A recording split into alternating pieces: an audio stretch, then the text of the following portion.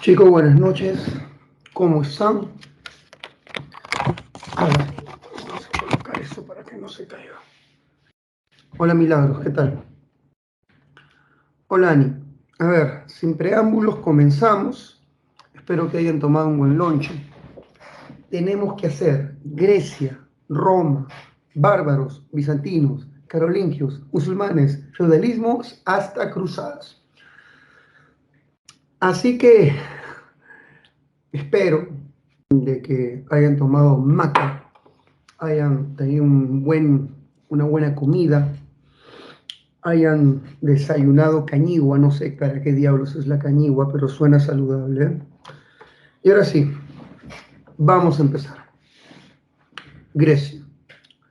Grecia es una civilización que aparece en Europa, Europa de Oriente, se divide en 4 regiones. La zona 1 que está acá, fíjate en esta zona, se llama Grecia peninsular y está formada por la península balcánica. Grecia peninsular es la zona más importante de Grecia, esta zona que está aquí. Ahí se encuentra Atenas, Esparta, Tebas, las ciudades más importantes del mundo griego. La segunda zona de Grecia es esta región que voy a delimitar. Se llama Grecia insular. La palabra ínsula significa isla. Es la región de Grecia formada por islas, las islas del mar Egeo. La tercera región griega, fíjate por favor, se llama Jonia, es el nombre que le damos a las costas de Asia Menor. Repito, Jonia es Asia Menor. Y la cuarta región se va a llamar la Magna Grecia. Magna Grecia es el sur de la península itálica. Esas son las 4 regiones griegas, las voy a repetir. Grecia peninsular, los Balcanes. Grecia insular, las islas del mar Egeo. Jonia, Asia Menor. Magna Grecia, sur de Italia. ¿Cuáles son los grandes aportes griegos? Aquí están sus aportes, pero el más grande es la democracia. La democracia griega es distinta a la democracia nuestra. Nuestra democracia es una democracia delegativa, representativa. Tú no legislas, tú eliges a los congresistas que en nombre tuyo van a legislar.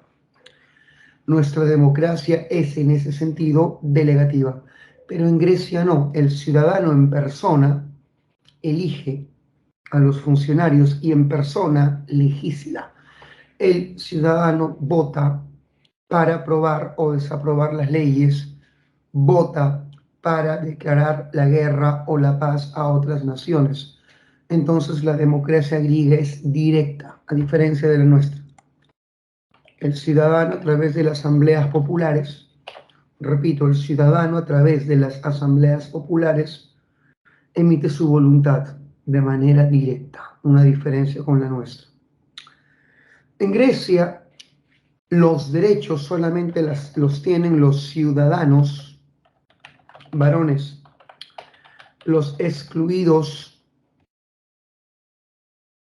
del régimen democrático son las mujeres, los extranjeros y esclavos. Esa fue pregunta de examen de admisión. Excluidos de la democracia clásica, extranjeros, mujeres y esclavos. En Grecia hay diversos aportes, aparte de la democracia, que es el más importante: la filosofía, la lógica, la estética, la dramaturgia, que es el teatro, los juegos panhelénicos, que son la base de los Juegos Olímpicos.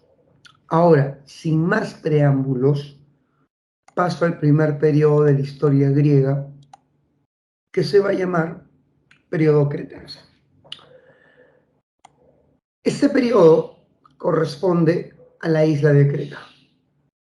Los cretenses vivían en la isla de Creta y también son llamados los minoicos, la primera civilización de Europa. Repito, en la isla de Creta surge la primera civilización de Europa llamada los minoicos, llamados así porque su rey se llamaba Minos.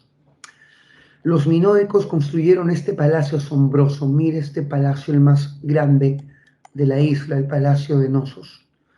Este palacio tiene más de 700 habitaciones y corredores tan intrincados que parece un laberinto. Este palacio inspiró una leyenda, la leyenda del laberinto de Creta, donde alguna vez vivió el famoso Minotauro, que es una leyenda ciertamente, cuentitos. Muy bien. Sin embargo, lo más importante de los minoicos es que van a crear el primer estado marino de la historia, un estado cuyo poder se basó en el dominio de los mares. ¿Cómo se llama ese tipo de estados? Talasocracia. Talasocracia. Un estado basado en el dominio del mar se le llama talasocracia. Después de los minoicos o cretenses viene el siguiente periodo llamado micénico, también conocido como periodo aqueo. Los aqueos, un pueblo indoeuropeo, se establece en esta región llamada el Peloponeso, y esta zona se convierte en el centro de su desarrollo cultural. En el Peloponeso aparece una ciudad famosa, Micenas, y si te digo Micenas, viene a tu mente este famoso monarca llamado Agamenón. Y si te digo Agamenón, viene a tu cabeza una guerra, la guerra de Troya. Entonces te preguntan en tu examen de admisión, ¿en qué momento de la historia griega se dio la guerra de Troya? Periodo micénico, periodo micénico. Chicos, acabé la primera PPT. Acabé la primera PPT y creo yo que es buen tiempo. Me habré demorado 5 minutos en la primera PPT. Sé que es violento, sé que es brutal, pero así tiene que ser. Es el inicio de tu vida preuniversitaria. Así que la etapa del colegio y de la condescendencia terminó. Comienza la etapa del maltrato. Así que ya, tienen que ser fuertes y crecer. Muy bien. Chicos, hasta ahí, ¿todo está claro? Pregunto. ¿Se va comprendiendo? ¿Puedo pasar con la siguiente O PPT? sea, pero, ¿cómo dijo que se llamaba el periodo misánico o cómo era? Micénico, Ah, ya, micénico. Gracias, porque la profesor. ciudad se llamaba Micenas. Profesor, disculpe, ¿cómo se llamaban asambleas?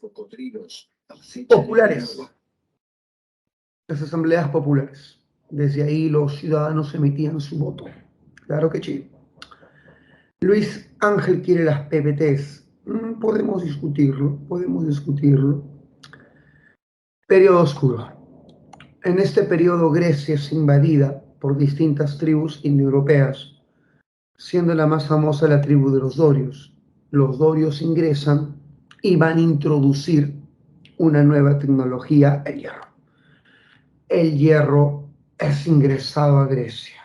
El hierro ingresa a Grecia en el periodo oscuro, introducido por este grupo étnico llamado los dorios. En el periodo arcaico aparecen las polis, y tú dirás, ¿qué es una polis? Es el nombre de las ciudades-estado. Y atención con esto. En el mundo griego, la cultura griega vivía dividida en polis, en ciudades-estado autónomas e independientes. Ciudades-estado que eran completamente rivales de una ciudad vecina. Con esto quiero decir que los griegos nunca se unieron para formar un estado centralista. Si habían 30 polis, son 30 estados, cada quien con su propio gobierno por separado, autónomo, su propia moneda y leyes diferenciadas. Y lo que es peor, las ciudades griegas eran rivales entre sí. La peor enemiga de Atenas era Esparta, y Esparta se peleaba con Atenas, Mesina, Corinto, Micala y otras ciudades más. Entonces, en la Grecia clásica, ¿hubo una capital? No, porque no era un estado centralista. Cada ciudad era un estado independiente. Ese es el periodo arcaico, periodo de surgimiento de las polis. En el periodo clásico, dos ciudades comienzan a tener hegemonía. ¿Qué significa hegemonía? Predominio. Predominio. Hablamos de las ciudades de Atenas y de Esparta. Y durante el periodo clásico se van a dar grandes conflictos bélicos, como las guerras médicas de la que vamos a hablar en un momento. Vuelvo al periodo helenístico. Este periodo lo voy a explicar al final. Atenas y Esparta. Esparta es una ciudad fundada por los dorios. Si tú vieses a los dorios, de inmediato sacas quiénes son dorios, hombres de 1,80 m, más o menos mi talla. Yo mido 1,84 m. Mentira, chicas, mentira. Ya quisiera.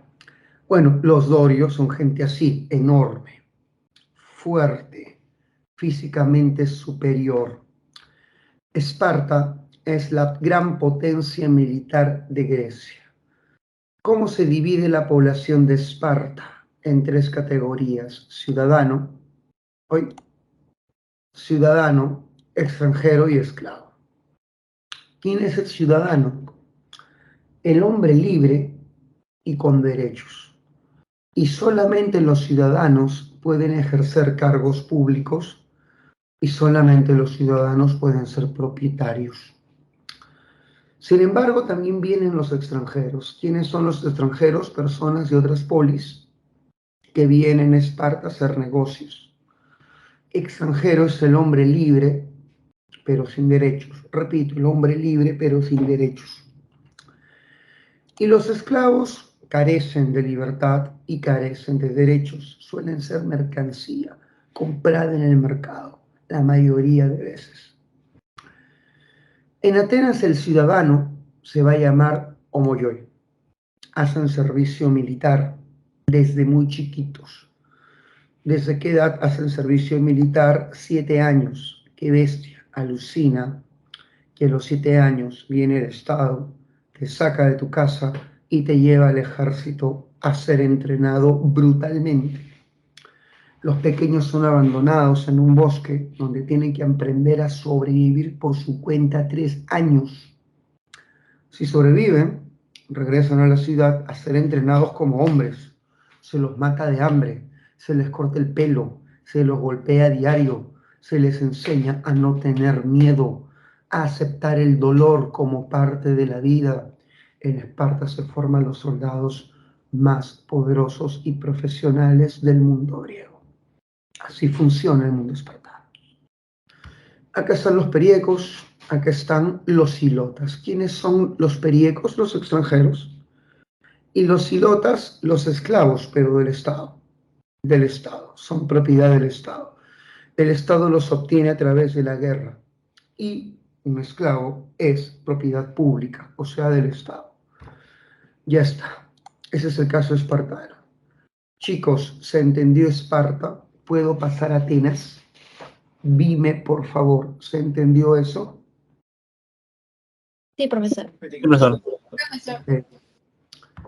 Atenas es fundada por otra tribu llamada los jonios, y los jonios son distintos. No son fuertes, pero son intelectuales. Aristóteles era jonio, Platón era jonio, Heródoto era jonio. Entonces los jonios son la tribu intelectual. Atenas es una potencia, pero no militar. Esparta tiene el ejército más terrible. Atenas tiene la flota más poderosa. Así que es una potencia naval. Y si domina los mares, su fuerza está en el comercio marino. Atenas tiene como sistema de gobierno representativo la democracia. Esparta es una aristocracia. En Esparta gobiernan los nobles. Y Esparta tiene 2 reyes. Esparta es una diarquía, un gobierno de 2 reyes. De 2 reyes. Atenas no. Atenas es una democracia. El ciudadano ateniense es el único que puede ejercer cargos públicos y el único que puede tener propiedad. Los extranjeros en Atenas son los metecos y los esclavos en Atenas son mercancía comprada por los ciudadanos en los mercados. La gran mayoría de esclavos en Atenas, la gran mayoría pertenecen a particulares. Son comprados en el mercado y son mercancía. Muy bien, ese es el caso ateniense. El periodo clásico es el periodo de los grandes conflictos militares. Fíjate aquí, diablos. Periodo clásico, grandes conflictos militares. Y las guerras más famosas del mundo griego son las guerras médicas y las guerras del Peloponeso. Las guerras médicas son las guerras entre el Imperio Persa y las ciudades-estado griegas, griegos versus persas. Los persas querían apoderarse del mar Egeo, que es un mar muy comercial. Mira cuántas islas hay en el mar Egeo. Mira, por Dios, mira, mira, mira, mira, mira, mira, mira, mira, mira. Son cientos de islas. En cada isla hay comunidades y puertos. Así que es una zona de intenso tráfico comercial. El deseo persa por dominar el mar Egeo es la causa de las guerras médicas. Esta guerra empezó con la rebelión de una ciudad cansada de vivir bajo el dominio persa, Mileto, se rebela contra dicho imperio y esa insurrección, la rebelión de Mileto, inicia las guerras médicas. ¿Cuántas son las guerras médicas? Son 3. Y las 3 la ganan los griegos. ¿Qué hicieron para ganar los griegos? Hicieron lo que nunca habían hecho. Lo que nunca habían hecho. Se unieron. Se unieron.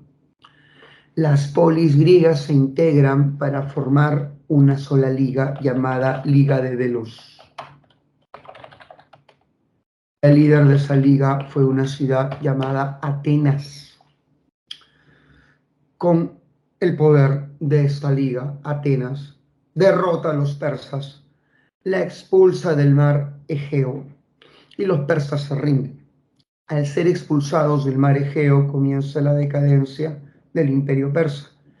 La ciudad más beneficiada con esta guerra es Atenas. Y Atenas comienza su periodo de hegemonía, comienza su siglo de oro. Entonces, si te preguntan, tras las guerras médicas y derrota persa, ¿qué ciudad fue la más beneficiada? Atenas, que comienza su hegemonía o siglo de oro. Sin embargo, la otra guerra importante es la guerra del Peloponeso, es la guerra entre Atenas versus Esparta. Esparta, la gran ciudad militar del sur, forma su liga llamada la Liga del Peloponeso. Fíjate en el mapa. Todas las áreas que están de azul son las aliadas de Esparta. Todas las áreas de azul son las aliadas de Esparta y las áreas de naranja son las aliadas de Atenas. Y la Liga ateniense, toda la zona de naranja, y la Liga espartana, toda la zona de azul, de celeste, se van a enfrentar en una terrible guerra civil, la Civil War de los griegos, llamada la Guerra del Peloponeso. Duró 28 años, fue una masacre, y ganó Esparta. Pero no vayan a pensar que Esparta, tras vencer a Atenas, inicia su periodo de hegemonía. No es así. Esparta domina el mundo griego por un tiempo muy corto. ¿Quién aprovechó de que toda Grecia quedó debilitada tras esta larga guerra civil? Macedonia. Macedonia aprovecha e invade Grecia. Invade Grecia. Hablemos de la hegemonía macedónica. Este hombre que está acá, chicos, hasta ahí, ¿me están siguiendo? ¿Vamos bien? Claro. ¿Sí? ¿Vamos bien? Ya. Este hombre que está aquí es el rey de Macedonia más representativo, llamado Alejandro Magno. Macedonia formó también su propia liga, llamada Liga de Corinto, y Alejandro Magno se lanzó a invadir el imperio persa. El imperio persa era gigante. Por Dios, fíjate, todo esto que está aquí es Grecia. Y todo esto que estoy sombreando era el imperio persa, tremendo estado, bueno, tremendo macroestado. Y los macedónicos de Alejandro invaden el imperio persa en 3 batallas. El imperio persa dejó de existir. Alejandro establece su capital en Babilonia y fue responsable de propagar la cultura griega por Oriente, dándose una fusión cultural. Lo griego y lo oriental se fusionan. Repito, lo griego y lo oriental se fusionan y a esa fusión de lo griego y lo asiático se le llama helenización. Helenización, la fusión de lo griego y lo asiático. Alejandro Magno se muere y su imperio gigante se parte en 3: Macedonia, Persia y Egipto. Bueno, a esto también se le llama el reino de Siria, Macedonia, Egipto y Persia. Cada uno queda en manos de sus generales. Seleuco se queda con Persia, Ptolomeo se queda con Egipto y Antígono con Macedonia. Estos 3 reinos que surgen tras la desintegración del imperio de Alejandro se llaman los reinos helenísticos. Y ese es el periodo que me faltó explicar. Ese es el periodo helenístico. Fíjate.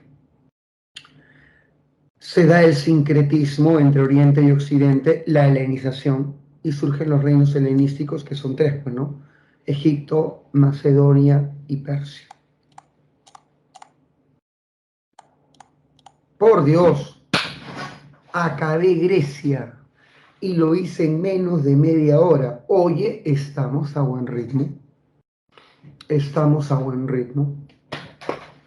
Y creo que podemos avanzar. Tengo la esperanza, tengo el sueño de acabar todo esto. Nos toca Roma. Ya.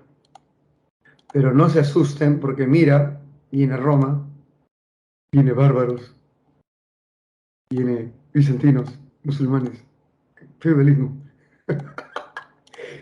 cruzadas. Así que sufre peruano, sufre, dice una canción de Tongo.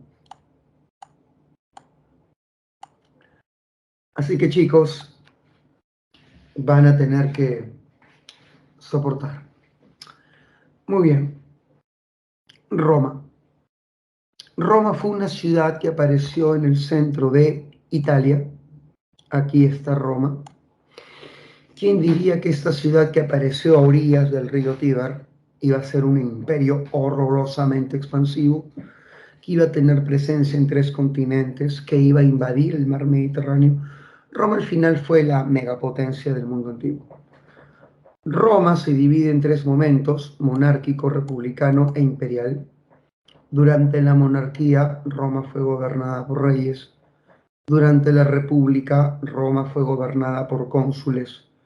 Y durante el imperio, por emperadores llamados genéricamente César. César. Muy bien. Ahora, la monarquía es el periodo en que Roma fue gobernada por reyes y tuvo 7 reyes. Debes tener en cuenta que los fundadores de Roma, según las leyendas, son estos gemelitos, Rómulo y Remo. Según la tradición, abandonados a orillas del río Tíber y amamantados por la famosa loba Luperca. Esta escultura de la loba amamantando a los bebés es famosa, pues habla acerca de la fundación de la ciudad. ¿Quiénes son los fundadores de Roma? Un pueblo más antiguo llamado los latinos. Los latinos fundaron Roma.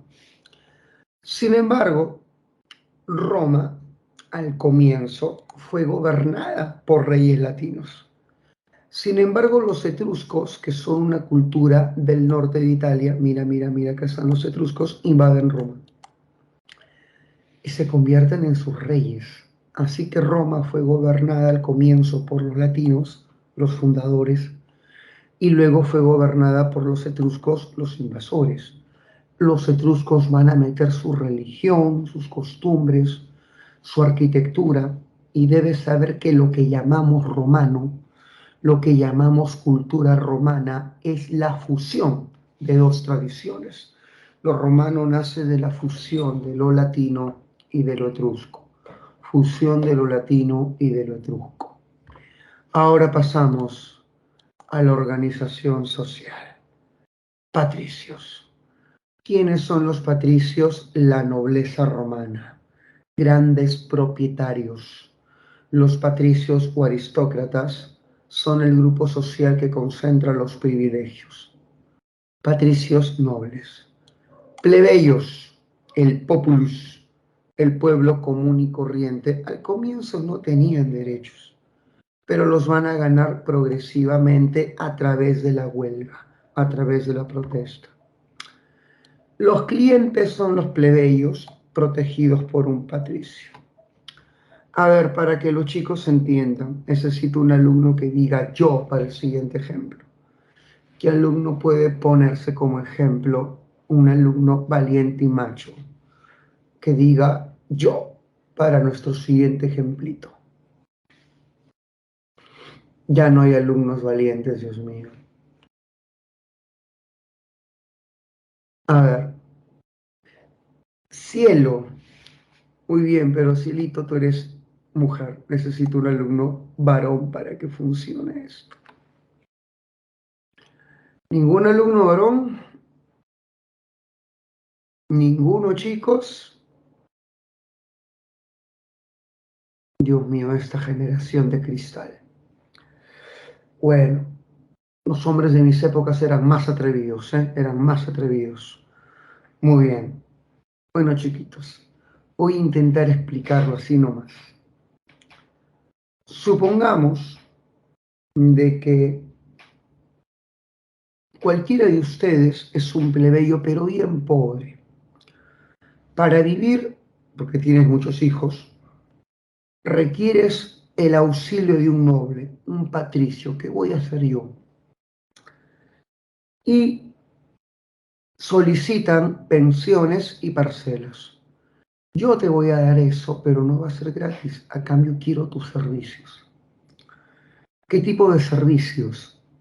Cuando yo me presente públicamente, tu esposa y tus hijas tienen que servirme en los banquetes públicos. Cuando yo me vaya de viaje, tus hijos varones me deben acompañar y ser mi escolta personal. Cuando yo me presente un cargo público, ustedes van a hacerme propaganda y van a promover el voto por mi persona. Así nace una relación de dependencia entre un patricio y un plebeyo. Y este plebeyo protegido y subordinado a un patricio se llama cliente. ¿Se entendió, chiquitos? ¿Se entendió? Por favor, verifiquen. Muy bien, listo. Vamos a los esclavos, niños de cristal. Muy bien. Dios mío, la culpa la tiene el K-pop, sí, difundiendo esa masculinidad frágil. En mis tiempos, ¿quiénes eran los hombres? Schwarzenegger, Chuck Norris, Van Damme, gente macha. En tus tiempos, ¿cuál es el atractivo masculino? Ese tipo flacucho y delicadito de crepúsculo. Sí, el vampiro rarito. Muy bien, son otros tiempos. Aunque ese tipo al final fue un actorazo, ¿eh? Yo vi su papel en Batman. El Batman es uno de los mejores Batman que he visto, el que hizo ese actor, ¿eh? Un Batman dolido y golpeado por la pérdida de sus padres. Buen Batman, ¿eh? Para allá. Muy bien, y aquí están los esclavos. Se acabó. República. República Romana. Durante la República ya no hay reyes. ¿Quiénes gobernaban Roma? Senado, magistraturas y asambleas. El Senado proponen las leyes, pero no las aprueban. Las aprueban las asambleas. Otra vez, Senado propone la ley, pero ¿quién las aprueba? Las asambleas. Las asambleas. Ya no hay reyes. ¿Quiénes van a gobernar reemplazando a los reyes? Los cónsules. Se eligen a dos. para ser la cabeza del Estado y dirigir el ejército. Son como los presidentes romanos, pero gobiernan por un año. Repito, ya no van a haber reyes, van a haber cónsules. Acá hay otros funcionarios que tú lo vas a leer en tus tiempos libres. El pretor, que gobierna una provincia, el censor, que hace la estadística, el censo, los ediles, el poder municipal. El tribuno de la plebe es como la defensoría del pueblo romano. Otra vez, tribuno de la plebe, defensoría del pueblo en Roma. Y el dictador es el magistrado extraordinario que solamente aparece en casos de emergencia y que asume todos los poderes del Estado para salvar la República. Es el magistrado extraordinario que aparece solo en casos de emergencia para salvar la República. Muy bien, hablemos del derecho. Al comienzo, los pobres plebeyos no tenían acceso a cargos públicos. Estos cargos no eran para la plebe, lo cual era bastante injusto. ¿Qué van a hacer los plebeyos? Van a sublevarse, van a protestar, como se ve en este grabado, y van a amenazar a la nobleza de irse a fundar su propia ciudad frente a Roma, si es que no le daban derechos ni cargos públicos. El Senado, preocupado de que los plebeyos abandonen la ciudad y vayan a fundar una nueva al pie del famoso Monte Aventino, decidió darle derechos al pueblo. Con la ley de las 12 tablas se estableció la igualdad jurídica entre patricios y plebeyos. Los plebeyos, muy contentos, regresaron a Roma, pero ahora querían el acceso al consulado, es decir, el acceso a los cargos públicos.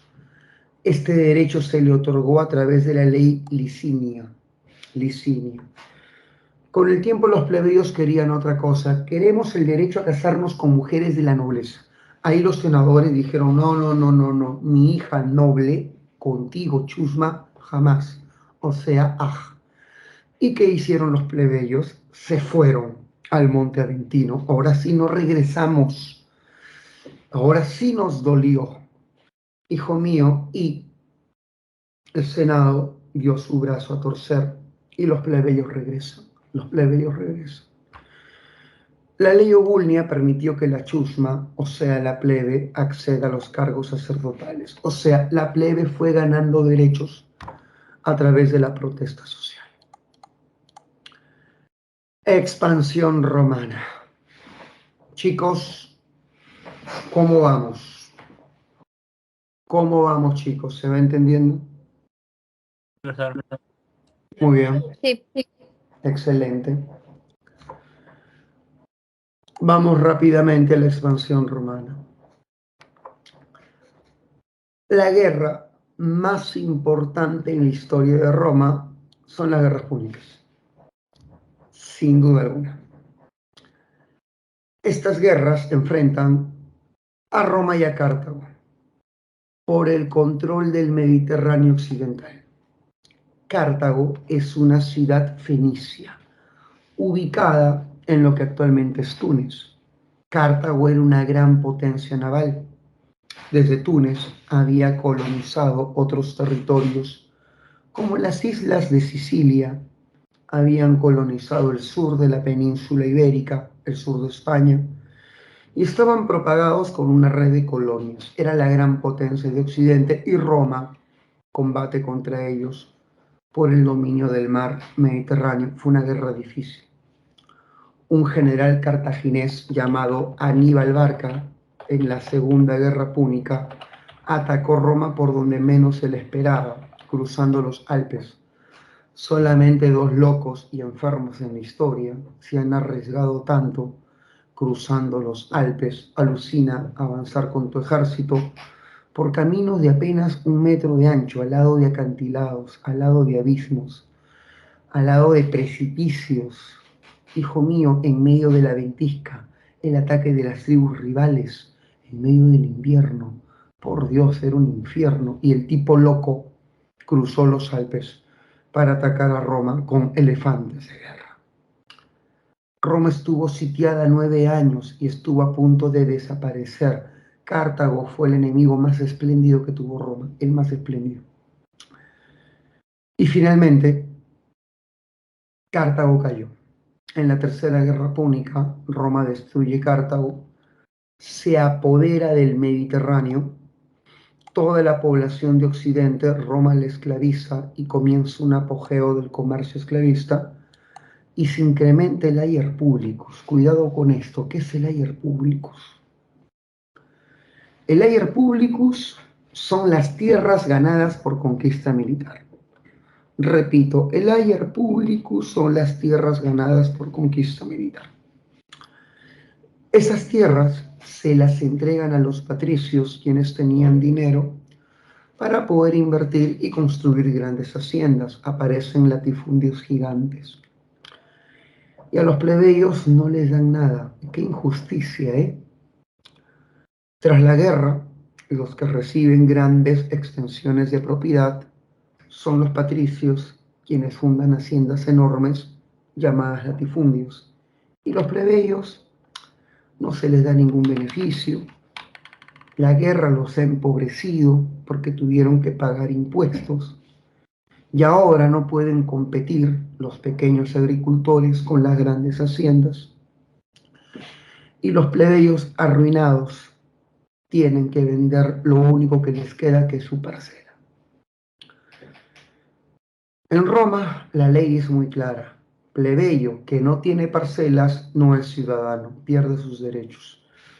Entonces, hijo mío, las guerras púnicas hizo que los ricos terminen más ricos y los pobres terminen más pobres. ¿Qué hicieron los plebeyos? Protestan y exigen tierras. Quieren el acceso al ayer publicus y esa demanda fue recogida por estos hermanos, los más famosos hermanos romanos, tras Rómulo y Remo.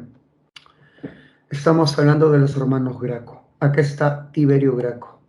Él propuso una ley para que el ayer publicus se reparta entre la plebe.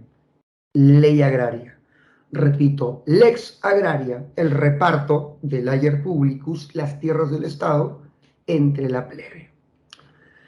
Y Cayo Graco propuso una ley también bastante populista, la lex frumentaria. Se reduce el precio del trigo para la gente más pobre. Si eres pobre, puedes comprar trigo barato. Es una ley asistencialista para los más pobres. Famosos los gracos, luchadores sociales. Sin embargo, hijo mío, la historia de Roma termina en guerras civiles, en conflictos internos. Se van a enfrentar dos partidos que se repudiaban. El partido senatorial, que representa a la nobleza, la aristocracia patricia, también conocidos como los optimates, viene del término optimus. Y si te digo optimus, ¿qué viene a tu cabeza? Si te digo optimus, ¿qué viene a tu cabeza?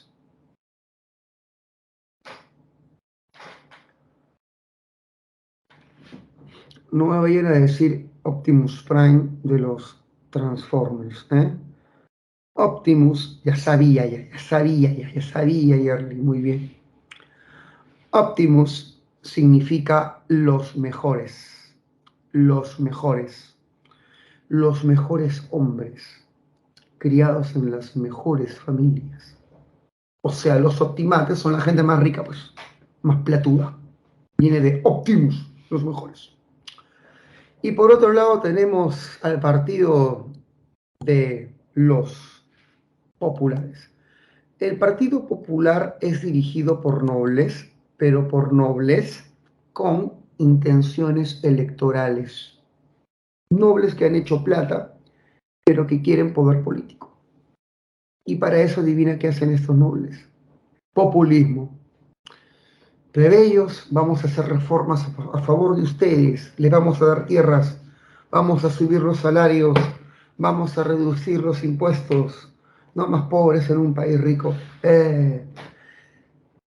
Y la plebe se deja guiar por estos líderes populistas y apoyan este partido.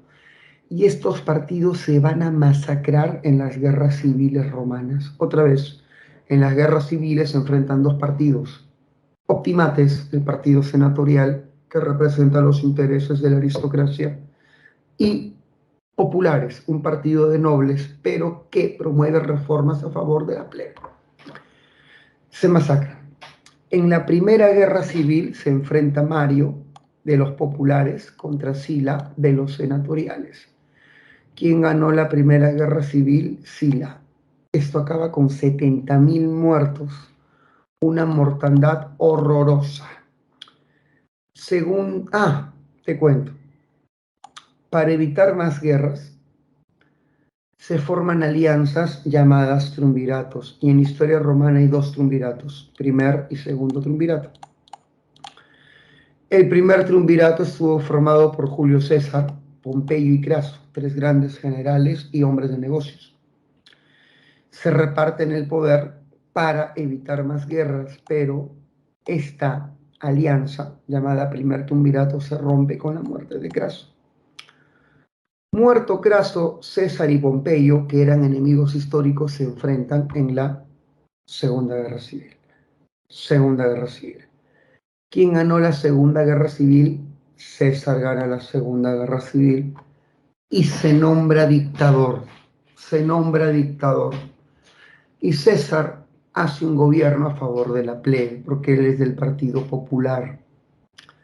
¿Quiénes lo odian? Los nobles que organizan su asesinato. Y cuando César ingresó al Senado, un grupo de nobles optimates, al grito de muerte al tirano, se lanzan sobre él y le meten 24 puñaladas en la espalda. César muere, asesinado por el Senado. Muy bien. Muerto César. Y creo que esto te conté hace 2 semanas. César, con 50, fue amante de una reina egipcia de 18. Sí, él tenía 50, la reina egipcia 18, se llamaba Cleopatra. A Cleopatra le gustan mayores, esos que se llaman señores, y tuvo un hijo con César. Y creo que sí te conté que como no podía dar a luz, el niño nace con el corte y a eso se le llamó cesárea o corte para César. Muy bien. Una vez que hemos entendido esto, hablemos del segundo triunvirato.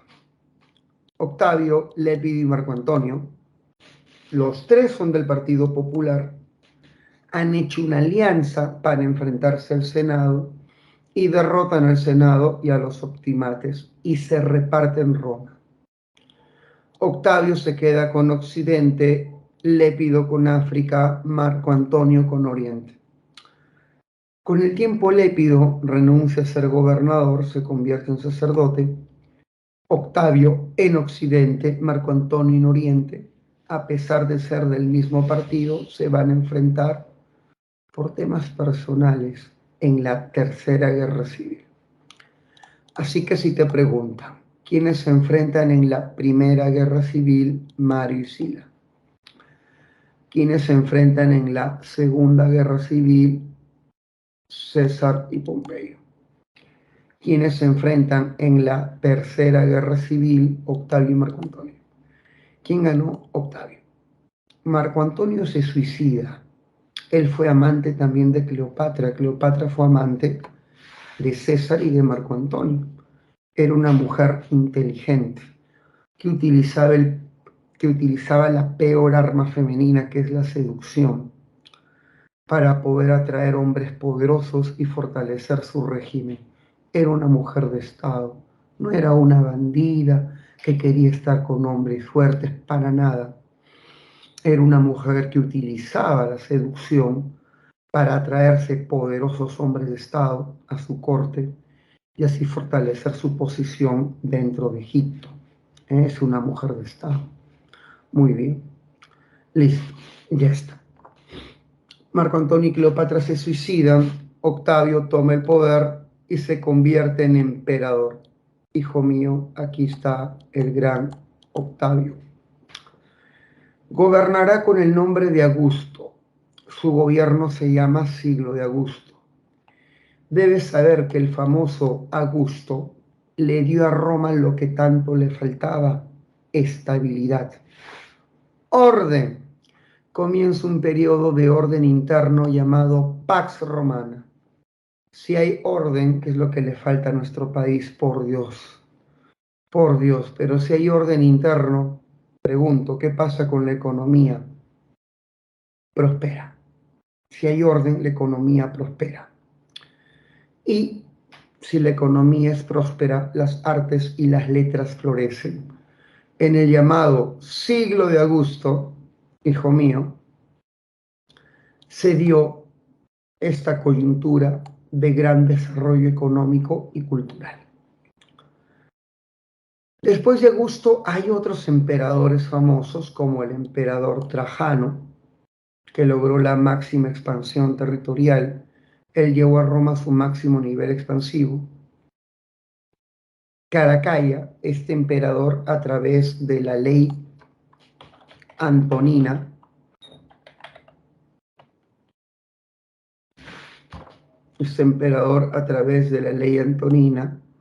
otorgó ciudadanía a todos los hombres que paguen impuestos. Bastaba con pagar impuestos para obtener ciudadanía en Roma. Pero los emperadores más famosos son Constantino y Teodosio en el plano del cristianismo. ¿Por qué? Constantino fundó una ciudad famosa, Constantinopla, la ciudad más bella de Roma en Oriente, y Constantino, con el Edicto de Milán, estableció la libertad de cultos y la tolerancia religiosa. Antes del Edicto de Milán, los cristianos eran perseguidos brutalmente en Roma y eran procesados y ejecutados. Con el Edicto de Milán se establece la tolerancia religiosa. Y Teodosio, con el Edicto de Tesalónica, vamos a colocar acá, Edicto de Tesalónica,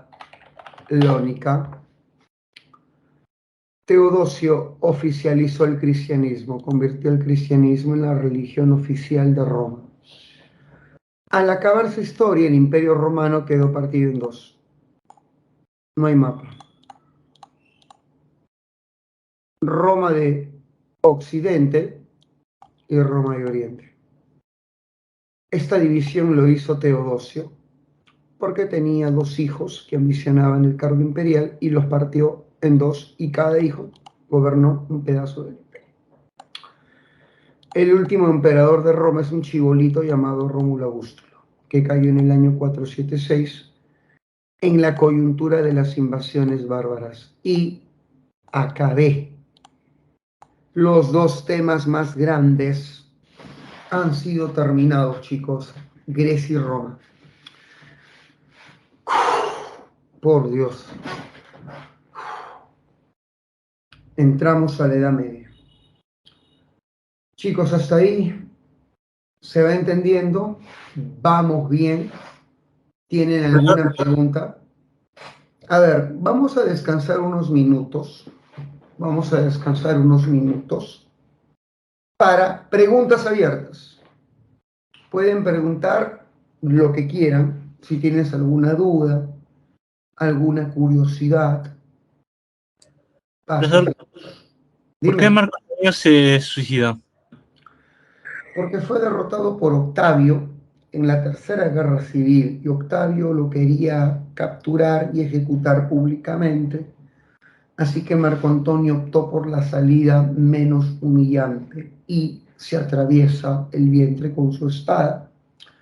Cleopatra iba a terminar igual, así que la reina Cleopatra decide envenenarse. Permite que una cobra le pique el cuerpo. También se suicida. Listo. Por ahí, otra pregunta. Y profesor, ¿por qué, o sea, cómo es que Roma en su batalla logra obtener el control del mar? Roma derrota a Cartago en 3 guerras púnicas. Cartago era la mayor potencia naval y en el mar los cartagineses parecían invencibles. Pero los romanos tuvieron suerte también. Los buques de guerra de Cartago, llamados quinquerremes, fueron copiados y adaptados por Roma. Y tuvieron suerte para eso. En un naufragio, un barco de Cartago, un barco de guerra, un quinquerrén, se estrella contra las costas del sur de Italia. Los romanos saltan sobre el barco, pero como perros sobre la carne. Lo desarmaron pieza por pieza y entendieron el mecanismo de construcción de estos navíos avanzados, y los romanos replicaron estos barcos en sus astilleros. Así que copiaron la tecnología fenicia para estar al mismo nivel que ellos. ¿Se entendió, hijo? Sí, profesor. Excelente. Por ahí otra pregunta, otra Profesor, duda. ¿los optimates solamente son un partido o son una clase social? Es un grupo social. Los optimates son la vieja nobleza, los patricios de antiguo origen, los de las mejores familias. Ay, ok. Ujú. Muy bien. ¿Alguien más por ahí, chicos? Nos queda 2 minutos para conversar. Estamos en 2 minutos de descansito para poder conversar. Estamos en 2 minutos. Podemos hablar de política, fútbol, videojuegos, K-pop. Ustedes dirán. Aunque en realidad no sé nada de K-pop, porque el macho que se respeta no escucha K-pop, ni ve doramas.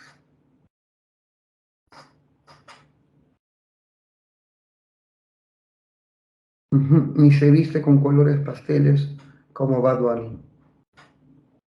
Eso no puede ser el modelo de la masculinidad. Eso no puede ser el modelo de la masculinidad. Muy bien. Listo. Invasiones germanas. Muy bien. Respiramos.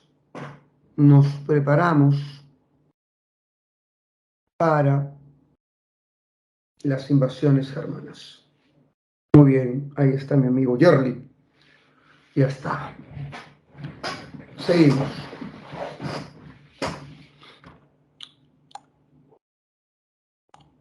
Las invasiones germanas son las invasiones bárbaras.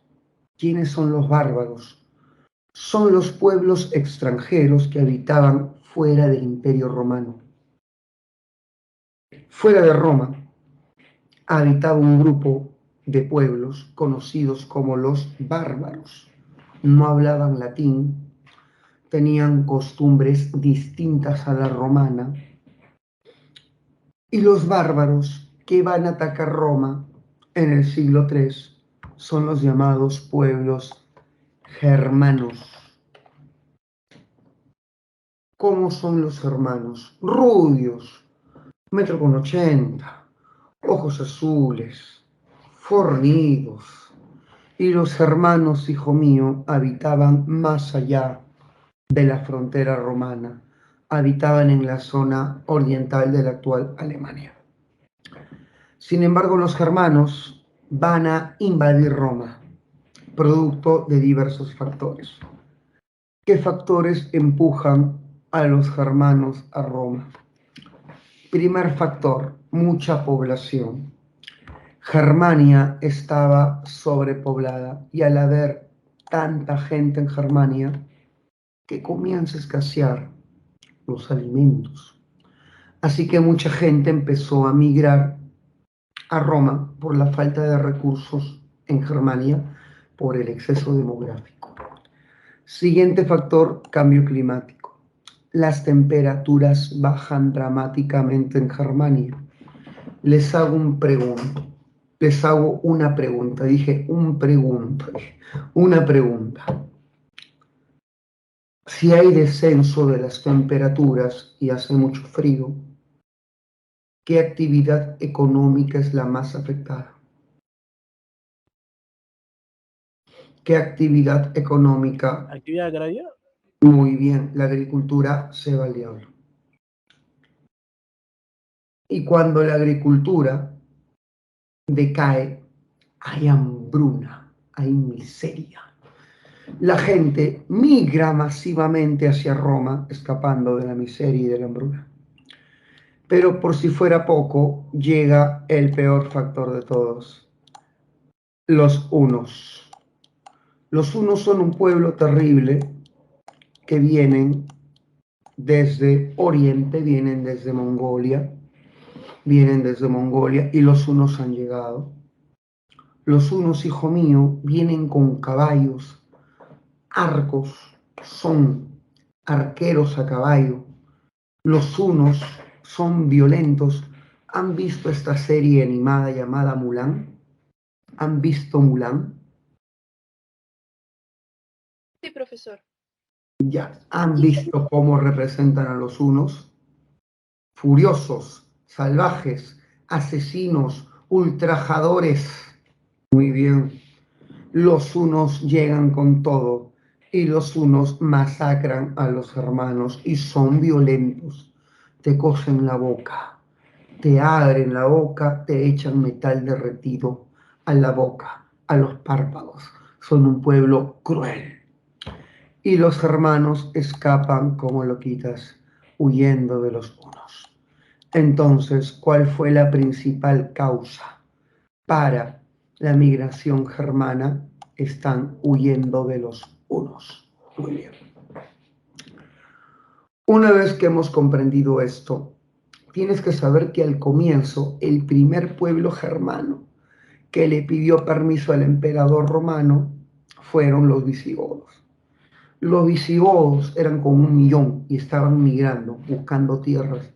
Eran como los venezolanos del siglo III, un pueblo que huía de la pobreza y de la violencia de su tierra. Migraban masivamente buscando futuro. ¿Qué hizo el emperador romano?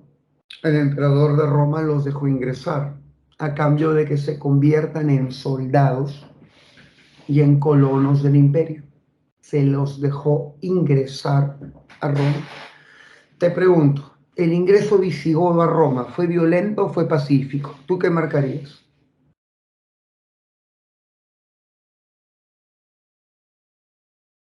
¿Tú qué marcarías?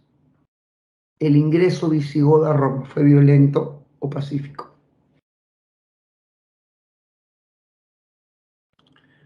La respuesta sería, fue una migración pacífica, ya que recibieron la autorización del emperador romano. Se convierten en soldados del imperio. Sin embargo, hijo mío, ocurren más cosas. Debes saber que los godos se convirtieron en soldados, trabajaban para el imperio, pero al imperio no les interesaba a los godos. El sueldo y el salario no llegaba. La comida para las tropas godas tampoco llegaba, era desviada por generales corruptos a sus mercados particulares. Y finalmente los godos, muertos de hambre, tuvieron que languidecer. Y empujados por el hambre, los godos se sublevan. Empieza la gran sublevación de los godos, quienes atacan una ciudad romana llamada Adrianópolis. Adrianópolis es una ciudad importante en Roma, un granero, ahí se guardaban alimentos. Y debes saber, hijo mío, de que en la batalla de Adrianópolis se da el primer conflicto violento. Repito la idea, los godos, cansados de la explotación, se rebelan, atacan una ciudad de grano, una ciudad que era un depósito llamada Adrianópolis, y ahí comienza la primera gran batalla entre germanos y romanos, batalla de Adrianópolis. La victoria fue para los godos, mueren miles de romanos, y los godos, después de esta victoria, saquean Roma. Después de que Roma fue saqueada, los godos se establecen en España y ahí forman su reino, el reino visigodo. El reino visigodo es el primer reino germano en Occidente. Después de los godos vienen los francos, que se van a establecer en el centro de Europa, lo que actualmente es Francia. En esa época Francia se le llamaba las Galias. Luego los anglosajones se van a establecer en las islas británicas. Los vándalos se van a establecer en el norte de África y estos son los reinos germanos más famosos: visigodos, francos, anglosajones, vándalos. Con el tiempo llegan los ostrogodos, que se van a establecer en la península itálica. Por si acaso, si alguno de ustedes tiene un apellido que acabe en EZ, posiblemente tu apellido es visigótico y llegó con la invasión española. Si eres López, ese es un apellido visigótico, significa los que galopan. Si eres Rodríguez, eres descendiente de Roderico, último rey de los godos. Si eres Ramírez, desciendes de don Ramiro, famoso noble godo. EZ. Muy bien. Hijo mío, y así. Ah, mira, sí, sí, Melanie Pérez y Chávez, muy bien. Un chiquito de la mañana me dijo: profesor, ¿vale quispes? Me dijo así, quispes. No te pases, ¿eh? No te pases. No. Muy bien. Pero bueno, debes saber que, claro, Quispe es recontra peruano, pues es el apellido más famoso del Perú. Nobleza andina, Quispe viene de nobleza andina, por si acaso, nobleza inca. Muy bien. Sigamos.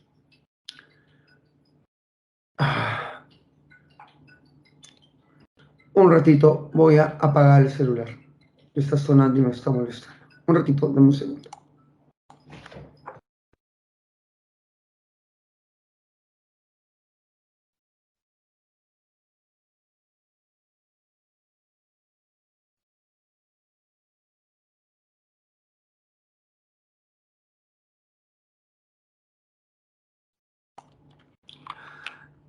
Sigamos, chicos.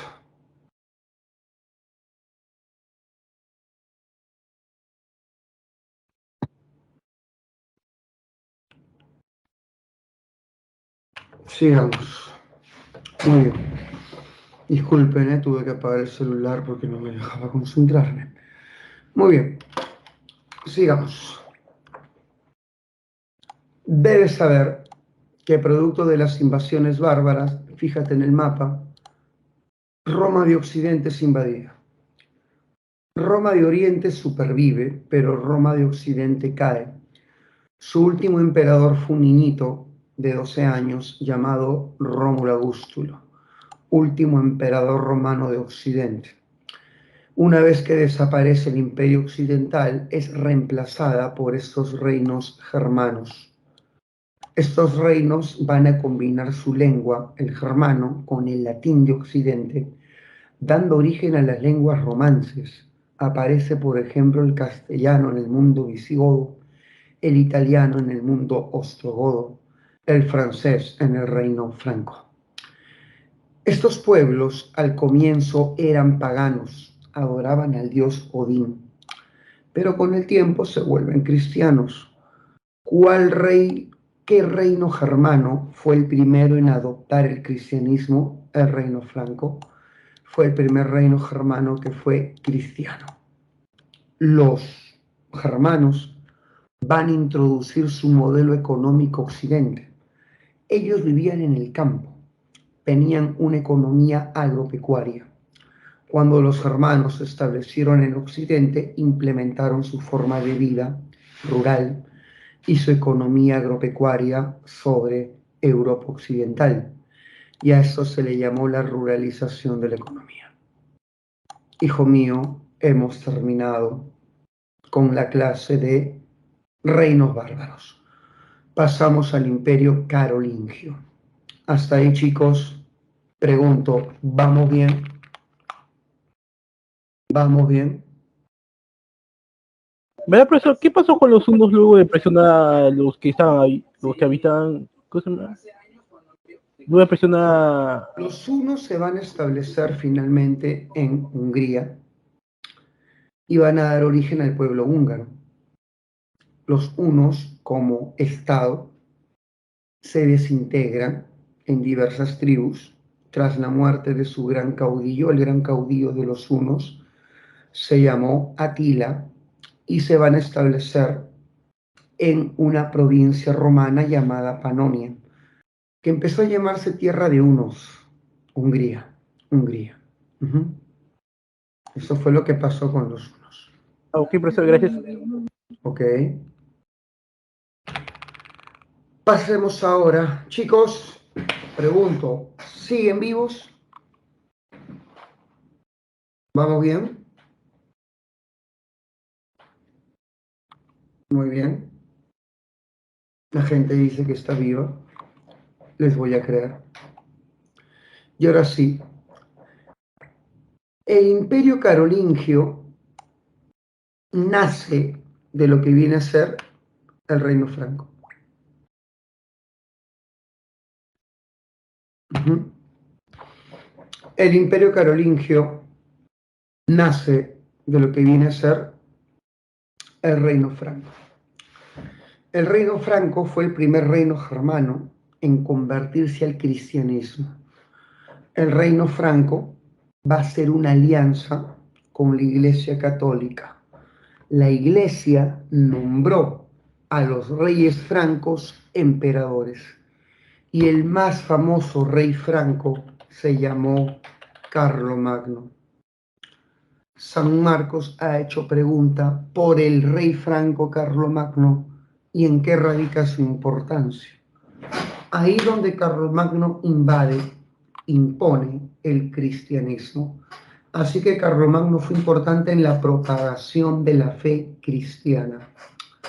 Carlomagno, a través de sus conquistas, fortaleció el poder de la Iglesia y el Papa estaba muy agradecido con él. El Papa se llamaba León III.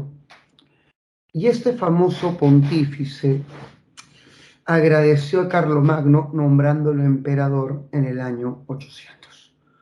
Cuando el Papa le coloca la corona al rey franco Carlomagno y lo nombra emperador, le da una misión: reconstruir el Imperio Romano. El Imperio Carolingio fue el primer intento de la Edad Media por reconstruir el Imperio Romano de Occidente. Otra pregunta que ha venido en exámenes es acerca de la importancia de la coronación de Carlomagno. Cuando el Papa le pone la corona, estamos siendo testigos de la subordinación del Estado a la Iglesia. Ningún emperador podía ejercer ese título si no recibía la corona del Papa. Y el Papa no entrega el trono imperial al menos que te subordines a la Iglesia. Así que la coronación de Carlomagno representa la subordinación del Estado a la Iglesia, reyes sometidos al poder pontificio. Muy bien. Carlomagno creó un imperio que tenía su corazón en la actual Francia, las Galias, pero que se expandió por Alemania, por Bélgica, por Suiza, por Austria, o sea, por Europa de Occidente, menos España, que estaba en manos de los musulmanes. ¿Cuál fue la capital del Imperio Carolingio? La ciudad imperial de Aquisgrán, en la actual Alemania. Muy bien. Este imperio estuvo dividido en grandes unidades administrativas llamadas ducados, gobernados por un duque, en provincias internas llamadas condados, gobernados por un conde, en zonas fronterizas militarizadas llamadas las marcas. Las marcas son zonas fronterizas construidas cerca a los límites con otros pueblos y estaban militarizadas por cuestiones de defensa. Ahora, ¿quién gobernaba una marca? Un marqués. Carlomagno supervisaba a sus funcionarios con la figura del inspector. Un inspector imperial, un fiscalizador, viajaba por las provincias haciendo cumplir el mandato del gobierno central. A ese supervisor imperial se le llama missi dominici. El Imperio Carolingio es famoso, hijo mío, porque impulsó una renovación de los estudios clásicos. los estudios grecorromanos van a revivir poderosamente durante el siglo IX y se van a crear dos grandes materias de estudios, trivium y quadrivium. ¿En qué consiste el trivium? Retórica. Se te enseña retórica para hablar bien. Se te enseña gramática para escribir bien. Y dialéctica, que es como la filosofía, para pensar bien. El quadrivium se te enseñaba cuando era un adolescente, es básicamente aritmética. Me llega, estoy escribiendo rápido. También implicaba la geometría, también implicaba la astronomía y finalmente la música para el culto a Dios. Esos son los 4 estudios del quadrivium. La escuela más famosa de Carlomagno fue la escuela palatina, donde se formaban a los nobles. Un gran imperio, fue el imperio carolingio, el primer intento por revivir Roma. Pero todo tiene su final, nada dura para siempre, así es la vida. Carlomagno se murió y el imperio se va muy al diablo por guerras civiles entre los nietos de Carlomagno, quienes se parten el imperio en 3 firmando el Tratado de Verdún. Con la firma de la paz de Verdún, el imperio se parte en 3: el reino de Carlos, Francia, el reino de Lotaringia y el reino de Luis. El reino de Carlos el Calvo, de Luis el Germánico y Lotaringia. El tratado que dividió este imperio fue el Tratado de Verdún, año 843. Fin del imperio carolingio. Fin del imperio carolingio. Acabamos otro tema más, chicos. Estoy dedicando 10 minutos por tema a una pregunta. Hasta ahí vamos bien. Por favor, verifiquen.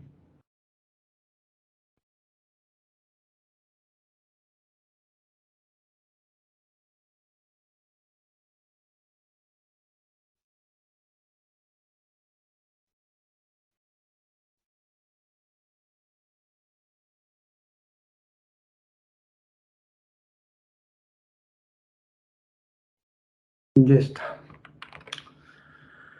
Muy bien. Listo. Vamos a pasar al Imperio Bizantino. ¿Alguna pregunta, chicos? ¿Algún comentario, por favor? ¿Por ahí alguna duda que haya quedado del Imperio Carolingio?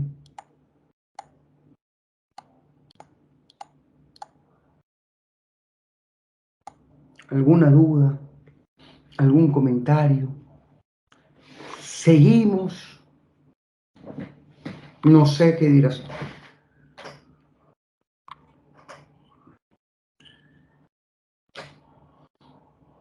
Bueno, seguimos, chicos. Yo sé que estos temas tú los haces en el colegio, una clase por tema, ¿eh?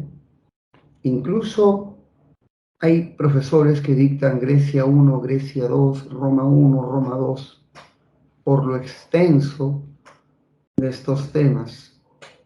Pero en un ciclo especial, veranito, se hace así, relámpago, todos los temas. Muy bien. Y comenzamos con el Imperio Bizantino. Escucha, escucha. El Imperio Bizantino es Roma de Oriente. Si nosotros vemos este mapa que está acá, el Imperio Romano de Occidente fue copado por los reinos germanos, pero Roma de Oriente supervivió. ¿Qué permitió a Roma de Oriente sobrevivir? Su capital, Constantinopla, era muy rica, gracias al comercio con Asia. Esa riqueza le permitió a Roma de Oriente pagar cupos a los hunos, le pagaban 1000 kilos de oro anual, a cambio de que sus ciudades no fuesen tocadas. La riqueza y el pago de cupos les permitió supervivir y el Imperio Romano de Oriente va a ser llamado en la Edad Media Imperio Bizantino. Es el Imperio Romano de Oriente. ¿Quién es el primer emperador bizantino? Uno de los hijos de Teodosio, Flavio Arcadio. Él es el primer emperador bizantino. Constantinopla fue su capital, una ciudad hermosa y rica ubicada en el estrecho del Bósforo, a orillas del Mar Negro. Pregunto, ¿Constantinopla sigue existiendo? Sí. Hoy se llama Estambul y le pertenece a Turquía. Sigue existiendo. Hoy está bajo dominio turco. Está bajo el dominio del Islam. Por si acaso. Si has visto novelas turcas, habrás escuchado de Estambul. Muy bien. Sigamos. Debes saber que Constantinopla fue la ciudad más estratégica y rica de su época. Fue como la Nueva York del mundo medieval. Por su estratégica posición entre Europa y Asia, Constantinopla era el nexo entre Oriente y Occidente. Era la ciudad que conectaba el comercio entre Europa y Asia y era una ciudad muy rica, muy rica. Ahora, esto es Constantinopla, estrecho del Bósforo. Ahora, los emperadores bizantinos se van a llamar Basileus, término que significa rey. Y el emperador bizantino tiene doble poder sobre el Estado y sobre la Iglesia. O sea, un emperador bizantino es cabeza de gobierno y cabeza del clero. Es emperador César y es pontífice papa. A este doble poder se le llama cesaropapismo. Y esa fue una pregunta bien maldita de examen de admisión que vino con imagen. Sacaron un mosaico donde estaba en el centro el emperador bizantino Justiniano, a su lado sus obispos y del otro lado sus ejércitos y senadores, y él en el medio. La pregunta decía, la imagen hace referencia a una característica del poder imperial bizantino. ¿Qué característica? Había que interpretar la imagen. Al lado miembros del clero, al lado miembros del ejército, cesaropapismo. Rey, cabeza del Estado, por lo tanto del ejército, y cabeza de la iglesia. ¿Se entendió esa idea? Verifiquen, chicos, que esa idea se entiende, es muy importante. Verifiquen si se comprendió esa idea, por favor. ¿Se comprendió lo que es el cesaropapismo? Muy bien. Excelente. Ahora, el más grande emperador bizantino se llamó Justiniano. Todo gran hombre tiene una gran mujer y Justiniano tenía a Teodora como su consorte y esposa. Alucinante, ¿dónde la conoció? La conoció en un burdel. Teodora era una bailarina exótica, de esas mujeres de gran y bello cuerpo, de esbelta figura. Teodora sedujo al emperador y no se contentó con ser la simple esposa bonita, quería gobernar. Y efectivamente, Teodora tuvo tanta influencia sobre el emperador Justiniano. Justiniano nunca tomaba una decisión sin consultarlo primero con su esposa. Teodora fue la pareja imperial, fue una cogobernante, fue como Nadine Heredia, pero en Constantinopla. ¿Se acuerdan de Nadine Heredia? La esposa de Cosito Llanta, ¿se acuerdan, no? Que se metía en todos los asuntos de Estado. Así era Teodora. Así era Teodora, mujer fuerte. Muy bien. Debes saber, hijo mío, que Justiniano, el gran emperador bizantino, logró la máxima expansión. Esa Viviana se nota que es una mujer autoritaria, que tiene los pantalones. Muy bien. Chicos, por favor, tenemos que recuperar la vieja masculinidad, Debemos ser los hombres los que tengamos la última palabra. Yo en mis relaciones siempre tengo la última palabra. Y mi última palabra siempre es sí, mi amor, porque la verdad no les vas a ganar, no les vas a ganar. Cuando se ponen locas, Por las puras es, por las puras. Muy bien, batalla perdida. Muy bien. Debes saber que Justiniano logró la máxima expansión territorial. Justiniano hizo la obra más bella de Constantinopla, la Basílica de Santa Sofía, una basílica esplendorosa, pero hacía hermosa, esplendorosa la Basílica de Santa Sofía. Es una iglesia gigante. Y Justiniano mandó a recopilar el derecho romano. Si el mayor aporte griego es la democracia, el mayor aporte romano es el derecho. Y los bizantinos recopilan el derecho romano en una obra jurídica llamada Corpus Juris Civilis. Esto ha sido pregunta cada rato, sobre todo en los exámenes de admisión para los estudiantes de derecho. El Corpus Juris Civilis es la gran obra jurídica del Imperio Bizantino, la más grande recopilación del derecho de Roma. Los bizantinos rompen con la Iglesia Católica y forman su propia iglesia, llamada la Iglesia Cristiana Ortodoxa. Rompen con el catolicismo y a estas rupturas religiosas se les llama cisma. Cisma significa ruptura, pero dentro de una fe. Los bizantinos dejan de ser católicos y se vuelven cristianos ortodoxos. Los bizantinos son raros, hablan griego siendo romanos y como en Constantinopla hay mucho migrante asiático, han adaptado costumbres, comida y vestimenta de Oriente. Así que los bizantinos escuchan música asiática. Con esto no quiero decir que escuchan K-pop, escuchaban música judía, armenia. Música árabe. Los bizantinos, hijo mío, son romanos étnicamente, pero son griegos culturalmente, porque se desarrollan en los Balcanes, antiguo territorio griego. Los bizantinos son una fusión de tradiciones. ¿Y cómo se llama eso? Sincretismo cultural. Ya está. Chicos, se acabó y empezamos con el Imperio Musulmán. Listo, nos falta 2 PPTs. Vamos a poder acabar. Si dedico 10 minutos a cada tema, acabamos todito. Y sería una clase maratónica, de esas clases destructivas. Pero hasta ahí, chicos, ¿vamos bien? Pregunto.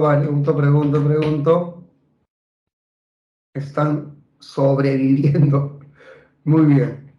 Chicos, poderes, tenemos que seguir. El imperio musulmán aparece en Arabia, tierra desértica. En Arabia se jugó el último mundial, ahí está Qatar. Y en Arabia habían 2 ciudades ricas, la Meca y Yatrib. La Meca era la ciudad más importante de Arabia, era un centro comercial, era un centro de peregrinación.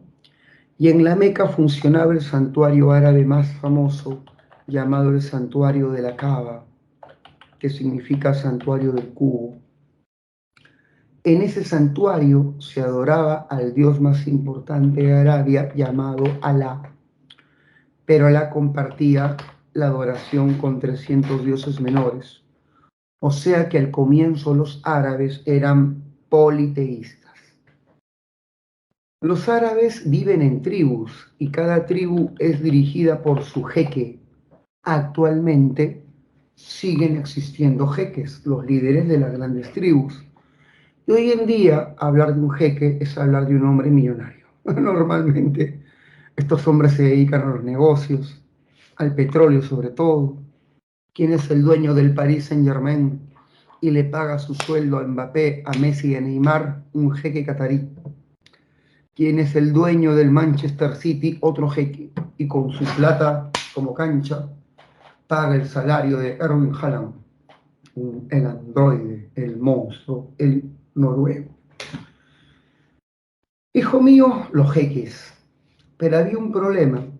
Arabia estaba dividida En muchas tribus, rivales y enemigas, los jeques se peleaban por el poder y Arabia era politeísta con múltiples dioses. ¿Quién diría que esta fragmentación y este politeísmo terminará con el nacimiento de un hombre, el hombre que unió a los árabes en un solo estado y les ofreció una fe monoteísta, el Islam? ¿Cómo se llamó este hombre? Mahoma, el profeta Mahoma. Este famoso profeta nació en la ciudad de la Meca cuando tenía mi edad más o menos, o sea, 25 años. Tú di que sí, no más, tú di que sí. Mahoma conoce una mujer mayor de 40 años llamada Jadilla, que lo contrata para ser su guía de caravanas. Y Mahoma resultó ser demasiado honesto con la mujer. Le entregaba hasta el último centavo de las ganancias y la mujer le dijo: necesito un hombre como tú en mi vida. Y la viuda, Jadilla, le propone matrimonio al pequeño Mahoma, de 25. Mahoma le respondió: no me importa que usted sea mayor que yo, sí, y se casa con ella. Y se convierte en un hombre adinerado, en un hombre con prestigio. Mahoma viaja a Jerusalén, y te hago una pregunta de desafío.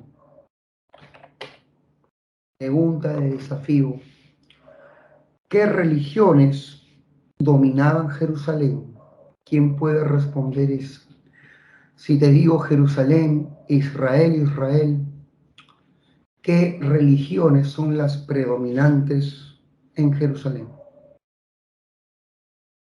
Vamos. Judaísmo. Muy bien, judaísmo. Y falta una.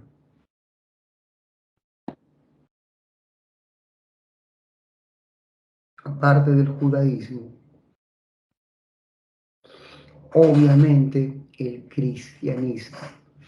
¿Y qué tienen en común judaísmo y cristianismo? Muy bien, Gracie, que son religiones monoteístas. Mahoma adoptó el monoteísmo judeo-cristiano y creó una religión llamada el Islam, con elementos judeo-cristianos. Hijo mío, ¿quién reveló a Mahoma el Islam? El ángel Gabriel, que pertenece al cristianismo. Y cuando Mahoma subió a los cielos, conoció a Moisés, que pertenece al judaísmo. Así que el Islam debe su origen a la tradición judeo-cristiana. Mahoma recibió la revelación del Islam por el ángel Gabriel.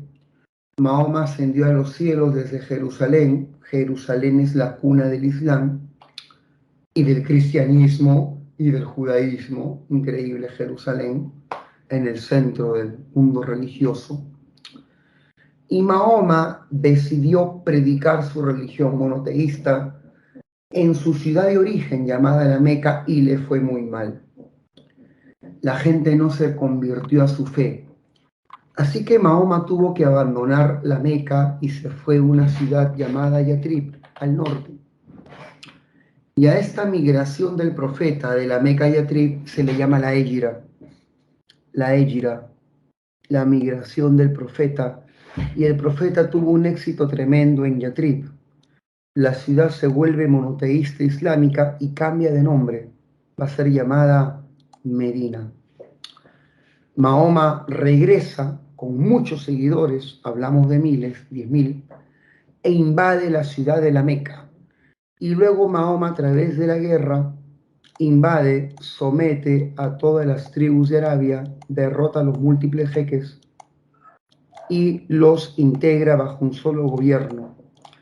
Mahoma es importante porque impulsó la unificación de Arabia utilizando la fe como elemento integrador.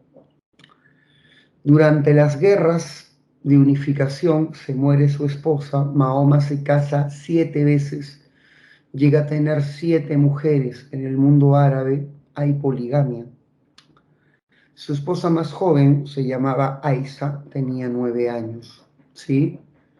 Mahoma se pasó, 9 años tenía su esposa. Cuando Mahoma se muere, se nombra a sus sucesores. ¿Y cómo se llama el sucesor del profeta? Califa. Califa significa sucesor, sucesor. Un alumno me dijo que Califa se escribe con K, eso es por Wiz Khalifa, el rapero. Muy bien, Califa es con C.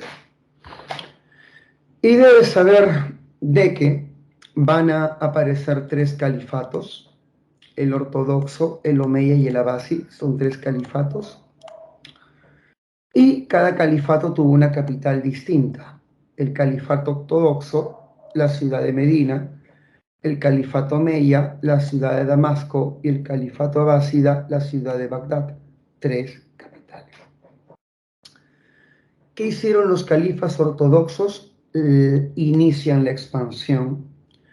¿Qué hacen los califas omeyas? La máxima expansión, llegando hasta España.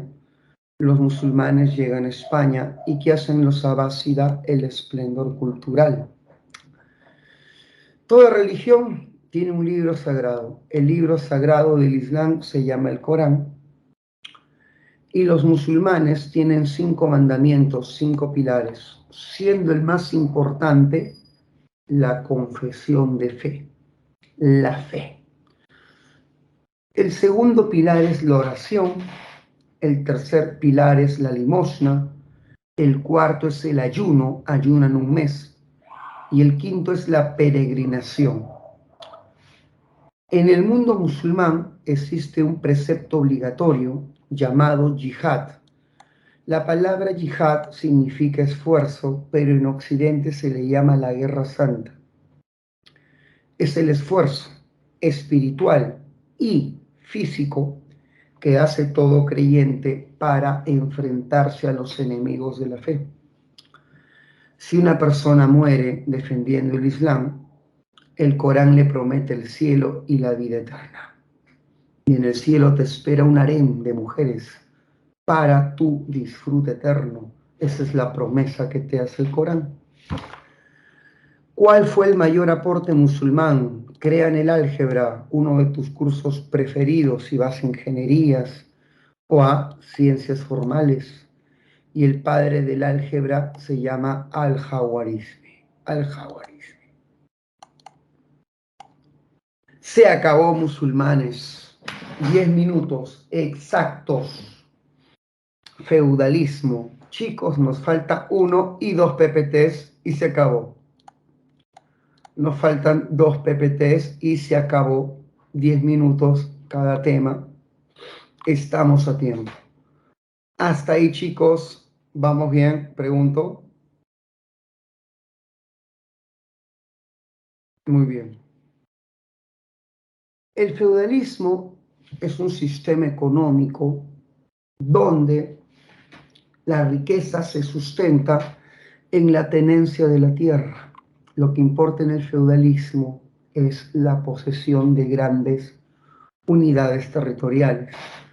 Los dueños de un feudo se van a llamar señores feudales, que suelen ser nobles o también eclesiásticos. Debes saber de que el feudo es gobernado por un noble y trabajado por campesinos llamados siervos. Siervos. Vamos a colocar siervos.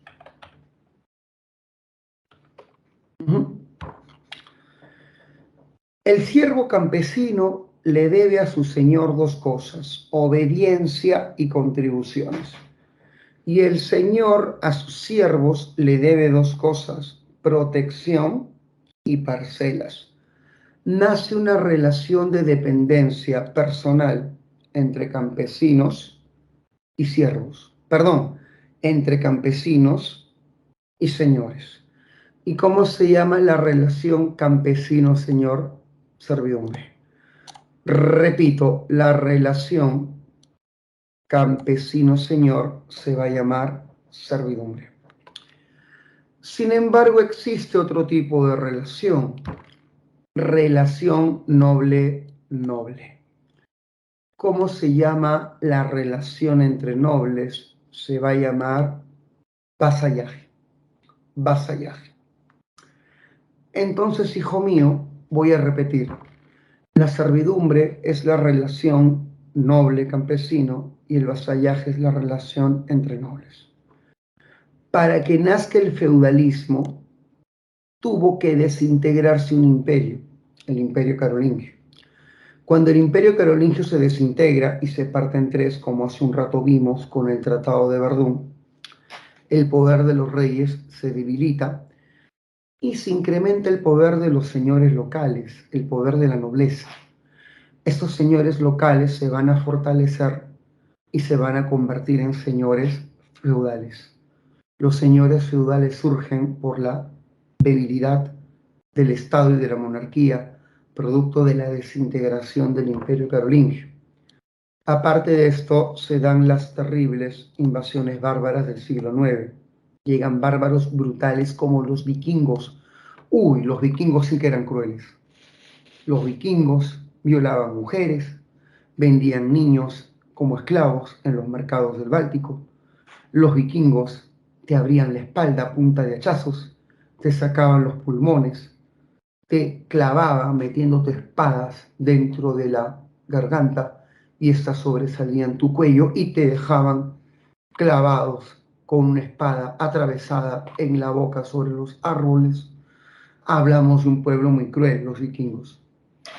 Con estos locos sueltos había un terrible clima de inseguridad.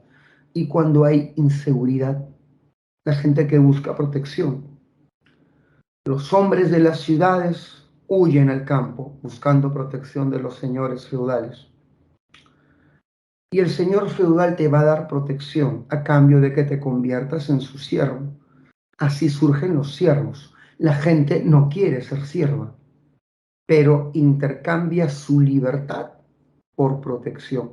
Con tal que me protejas de los bárbaros, me convierto en tu siervo. Así que las invasiones bárbaras explican el surgimiento de la servidumbre. Socialmente hablando, toda la gente huye de los centros urbanos y se va al campo. Así que en la época feudal hablamos de un predominio de la vida rural. Las ciudades desaparecen porque son abandonadas. Si toda la gente está en el campo, la principal actividad económica será la agricultura y la ganadería. El comercio se abandona, casi se paraliza, al igual que la industria por el clima de inseguridad. Y políticamente hablando, un país estaba fragmentado en diversos feudos, y en cada feudo había un noble que era la autoridad absoluta de su territorio. El rey no tenía fuerza.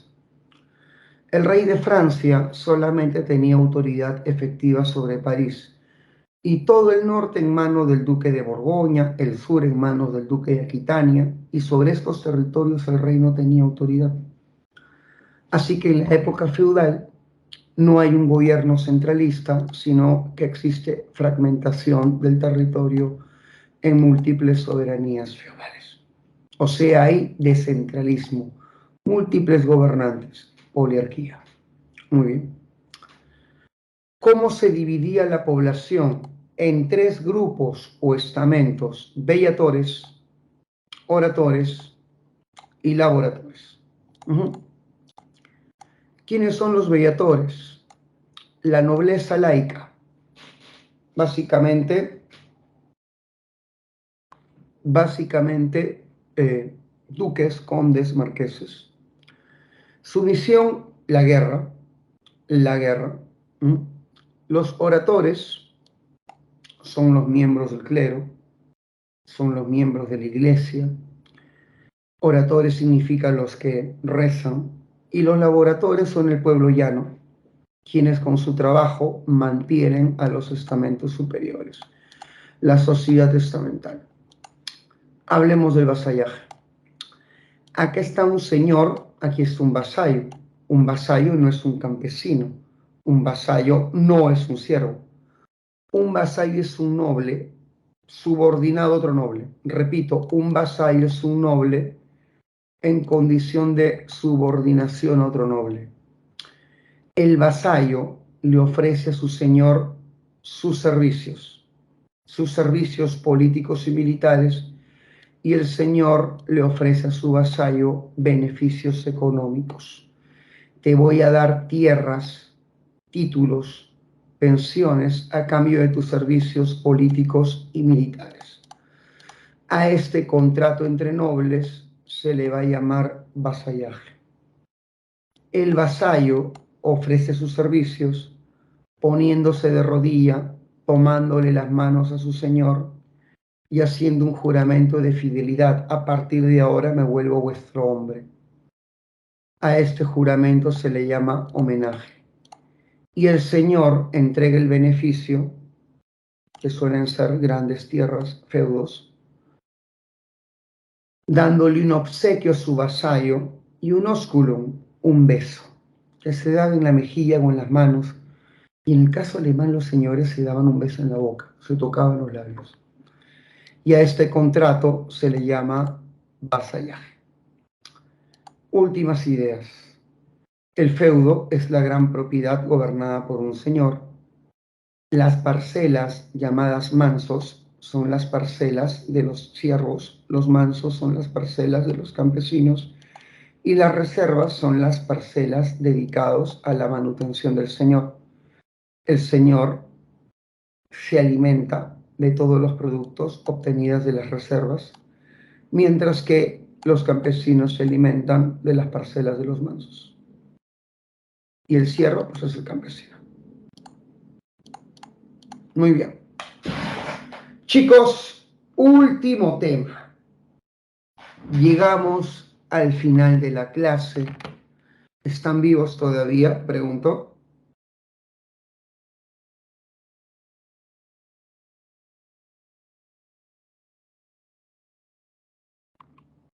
Muy bien. Muy bien. Llegamos al final de la clase. Y ahora sí, cruzadas.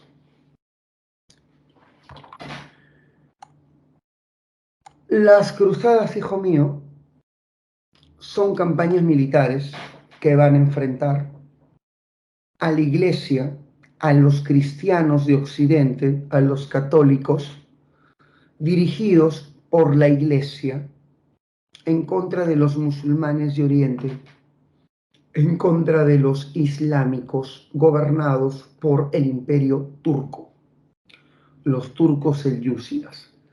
A lo largo de la historia han existido diversos imperios turcos.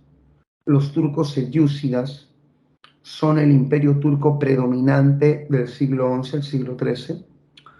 Los turcos selyúcidas son los que conquistaron Jerusalén en el año 1071 y al apoderarse de Jerusalén toman el control del Santo Sepulcro de Tierra Santa. Los cristianos anuncian campañas militares para recuperar Jerusalén y el Santo Sepulcro. A estas guerras religiosas se les van a llamar cruzadas. Estas guerras religiosas también son llamadas guerras santas, y las cruzadas se dividen en 8 campañas militares entre el siglo XI y el siglo XIII de la Edad Media.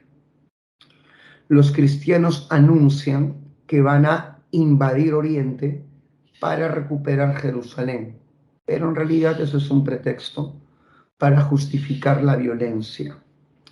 Las verdaderas causas hay que buscarlas en factores económicos, políticos y sociales.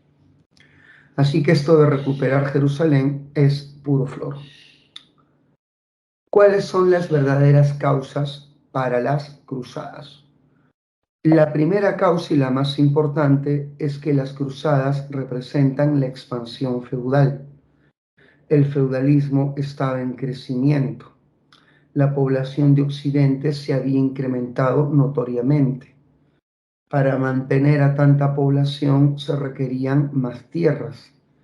Y las cruzadas son campañas militares para obtener más tierras en Oriente. Expandir el feudalismo al cercano Oriente a través de una campaña militar. ¿Ya? Los señores feudales quieren obtener tierras, señoríos, saquear ciudades musulmanas y hacerse de un rico botín. Así que esa es la causa económica, búsqueda de tierras, de riquezas y expandir el sistema feudal al cercano Oriente Asiático, a Palestina. La causa política tiene que ver con la Iglesia. El Papa desea, a través de las cruzadas, fortalecer su autoridad para poder restablecer su dominio en Europa y Oriente. Como yo te conté hace un momento, los bizantinos se separaron de la Iglesia Católica en la famosa Cisma de Oriente para formar su iglesia llamada la Iglesia Ortodoxa, dirigida por su obispo llamado el Patriarca. El Papa, en su afán de recuperar prestigio e influencia sobre Oriente, llama a esta guerra, con el afán de que en el futuro todo Oriente vuelva a los brazos de la Iglesia y el clero termine reunificado. El Papa quiere reunificar la Iglesia. Para ello es menester que él tenga prestigio y se imponga sobre los cristianos de Oriente. Así que la causa política es el deseo de la Iglesia por recuperar prestigio. ¿Cuál es la causa de carácter mercantil? La burguesía es un nuevo grupo social surgido en el siglo XI. La burguesía vive en grandes ciudades y se dedican a las actividades mercantiles como el comercio, la banca y la industria. La burguesía, a través de estas campañas militares financiadas por ellos, pretenden abrir nuevos puntos de comercio en Oriente, en Palestina, en Siria, en Turquía, en Egipto. Así que la burguesía pretende abrir nuevas rutas comerciales acompañando a los guerreros cruzados. Ahí están las causas reales. La cruzada fue llamada por el Papa Urbano II en el famoso Concilio de Clermont. Un concilio es una gran asamblea donde se reúnen las autoridades eclesiásticas más importantes y se toman decisiones que van a impactar sobre todo el mundo cristiano. En el Concilio de Clermont, el Papa llama a la Guerra Santa, prometiendo el cielo para aquellos que mueran peleando por Cristo, prometiendo la absolución de los pecados para aquellos que están luchando en esta Guerra Santa. El Papa dijo un famoso discurso, Deus levoit, Dios lo quiere, Dios lo dispone, esta guerra es voluntad de Dios. Las cruzadas son 8 y las que más vienen son la primera y la tercera. En la primera cruzada, hijo mío, esta primera cruzada se divide en 2 fases, popular y señorial. En la fase popular van a pelear los laboradores, el pueblo llano, dirigidos por un monje llamado Pedro el Ermitaño. Este monje, que se creía enviado por Dios y tenía una vida tipo santo, convoca la cruzada reclutando a gente muy pobre y forma un ejército llamado los pobres de Cristo, de más de 60.000. Y tú dirás, ¿y esta gente pobre para qué fue a pelear? ¿Para que Dios perdone sus faltas? No, quieren hacerse de un futuro en Oriente, quieren saquear ciudades, quieren invadir terrenos. Su vida en Occidente es miserable y a través de esta guerra pretenden mejorar su triste condición de vida a través del saqueo y la invasión de Oriente. Pero esta cruzada popular fracasa, van a ser aplastados por los turcos por su falta de preparación. Y la primera cruzada tiene una segunda fase. Derrotada la chusma, vienen a pelear los señores feudales y la cruzada señorial fue la que tuvo éxito, dirigida por Godofredo de Bouillon, este noble o duque de Francia. Con su ejército profesional vence a los turcos y obtiene señoríos en Oriente, recuperan Jerusalén. Sin embargo, los musulmanes contraatacan llamando a la yihad. ¿Qué es la yihad? La Guerra Santa. Y un famoso sultán llamado Saladino, sultán turco, bota a los cristianos de Jerusalén y la recupera para la causa musulmana. El Papa está furioso porque han perdido Jerusalén, no les duró mucho la alegría, y convoca la tercera cruzada, llamada Cruzada de los Reyes. Aquí aparecen tres monarcas famosos: Ricardo, Corazón de León. Ricardo I de Inglaterra es el más conocido de los reyes que peleó en la tercera cruzada y se enfrenta al más poderoso sultán llamado Saladino en un empate técnico, y ambos van a firmar el Pacto de Siria. Con este pacto que se estableció, que los cristianos pueden ingresar a Jerusalén a peregrinar y visitar los santos lugares. Por eso es que este pacto se llama el Pacto de Libre Peregrinación. Al final de las 8 cruzadas, ¿cuántas ganan los cristianos? Una, casi todas son victorias musulmanas. La nobleza regresa a Occidente arruinada, comenzando la decadencia del poder feudal. Pero la cruzada tiene un salto positivo para Europa. El Mediterráneo va a ser recuperada para la cristiandad. Los comerciantes italianos se apoderan del control comercial del Mediterráneo. Ese es el saldo positivo para los cristianos. Y los cristianos van a adoptar costumbres de los pueblos turcos. Van a adoptar el álgebra, los números arábigos en reemplazo de los números romanos, y adoptan una semilla llamada el café, que empieza a ser consumida y conocida en Occidente. Con los señores feudales debilitados, los reyes aprovechan para fortalecer su poder. Se acabó. ¡Qué bestia! No pensé que iba a terminar todo esto. Por Dios.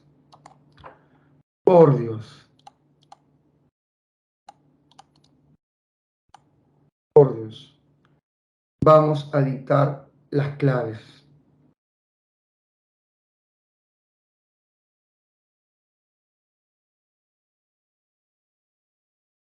Acá tengo las claves, chicos. Un ratito. Pi, pi, pi, pi, pi.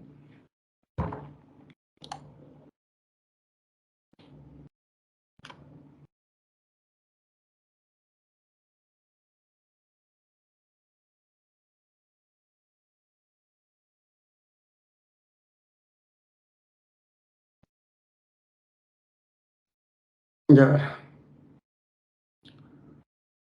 Pregunta número 1. La clave es casa. 1, casa. Número 2, casa. Número 3, casa. Número 4, que otra vez, casa. Y número 5, avión. Ahí están las claves. Hija Karen, voy a preguntar a mi jefa de plana si es que puedo dar las PPTs, porque es material de la pre y lo pirateo.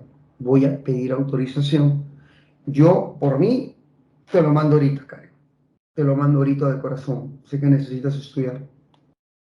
Pero tal vez me meten problemas con los derechos reservados de esta presa Marcos. Y no quiero meterme en problemas con los derechos reservados de la pre. Así que primero voy a consultar. Chicos, gracias por su atención. Son buenos alumnos como siempre. Un abrazo para todos. Buenas noches. Cuídense mucho. Pueden caer colapsados sobre sus camas después de esta maratónica sesión. Muy bien. Nos vemos. Un abrazo para todos.